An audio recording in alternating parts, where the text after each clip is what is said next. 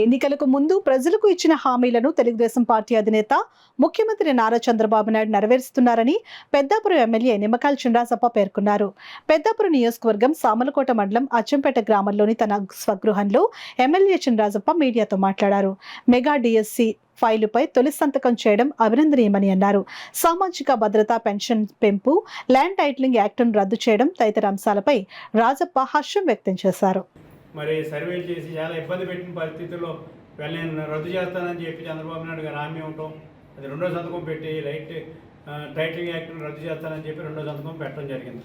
మూడోది వచ్చినప్పుడు 4,000 పెన్షన్ చేస్తానని చెప్పి హామీ ఇవ్వడం జరిగింది. చంద్రబాబు నాయుడు ఆ రోజు ఎన్టీ రామారావు గారు 35 రూపాయలతో ప్రారంభించిన మరి ఇవాళ ఓల్డేజ్ పెన్షన్ 4,000 చంద్రబాబు నాయుడు గారు ఇవాళ సంతకం పెట్టి ఎవరైతే ఉన్నారో వాళ్ళందరికీ కూడా 4,000 రూపాయలు ఇవ్వాలి పెన్షన్ ద్వారా అని చెప్పి నిర్ణయించడం చాలా సంతోషంగా భావిస్తున్నాం. మేము కొంతమంది పేదవాళ్ళు ఇలా యువత కానీ పేదవాళ్ళు కానీ ఉద్యోగస్తులు కానీ అన్న క్యాంటీన్లకు వచ్చి భోజనం చేసి సంతోషంగా వీళ్ళందరూ వెళ్ళేవారు. చాలామంది అన్నం దొరకని పరిస్థితిలో ఇలా ప్రతి పట్టణంలోనూ అన్న క్యాంటీన్ పెట్టడం జరిగింది.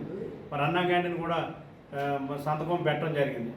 అలాగే యువతకు ప్రాధాన్యత ఇవ్వాలని చెప్పి మొదటి నుంచి కూడా చెప్తాం. లోకేష్ గారు కూడా యువత మీద క్యాంపెయిన్ చేయడం జరిగింది. ఇప్పుడు యువతకి స్కిల్ డెవలప్మెంట్ పెట్టి ఎలా ఉద్యోగావకాశాలు కల్పించాలి, అందరికీ కూడా స్కిల్ డెవలప్మెంట్ ఇవ్వాలని చెప్పి ఇప్పుడు 5వ సంతకం పెట్టడం జరిగింది. అలాగే ఇవే కాకుండా రాజధాని నిర్మాణంలో కానీ రాజధాని నిర్మాణం కూడా మొత్తం టోటల్ ప్రాజెక్ట్ అంతా కూడా 2 సంవత్సరాలు పూర్తి చేయాలని చెప్పి నిర్ణయించడం జరిగింది. పని కూడా మొదలెట్టడం జరిగింది.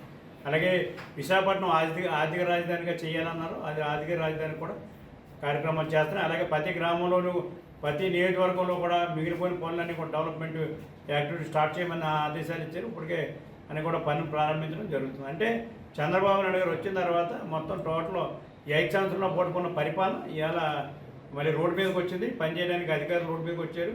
పనులు జరుగుతాయి. ప్రజలు సంతోషంగా